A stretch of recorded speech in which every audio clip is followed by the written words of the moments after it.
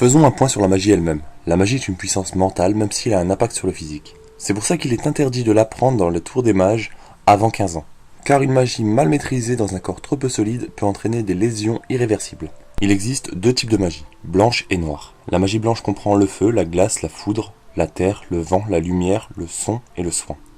Et la magie noire comprend les ténèbres, la nécromancie, le contrôle mental et le sang. Chaque magie crée un effet sur le corps du mage. Côté magie blanche, le feu augmente la température du corps, la glace diminue la température corporelle, la foudre augmente la vélocité, la terre augmente la résistance physique, le vent diminue la masse corporelle, la lumière améliore la vision de nuit, le son augmente l'ouïe, et le soin augmente la résistance aux maladies et aux malédictions. Et côté magie noire, qu'on appelle aussi les malédictions de Sénae, les ténèbres rendent violents, absorbent la vitalité du mage ou des personnes tuées par le mage. La nécromancie nécrose les tissus organiques, le contrôle mental crée des poussées de violence, et le sang oblige de boire du sang de son espèce pour survivre. Tous ces effets sur le corps sont irréversibles, mais n'existent pas chez les DMI et pour les guerriers magiques, c'est-à-dire les soldats ayant utilisé une pierre d'élément, noire ou blanche.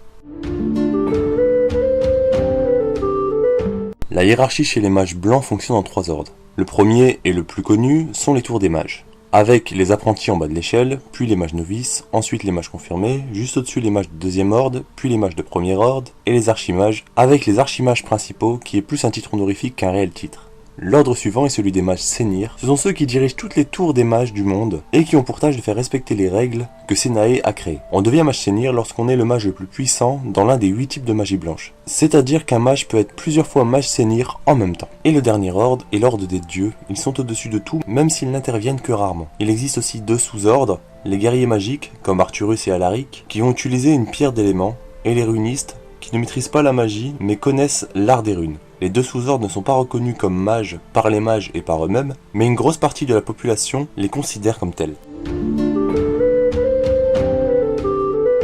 Chaque mortel a 2 affinités naturelles, une avec la magie blanche et une avec la magie noire. Concernant les enfants des dieux ou des démons, ils ont une affinité en moins, soit la magie noire pour les enfants des dieux, ou soit la magie blanche pour les enfants des démons.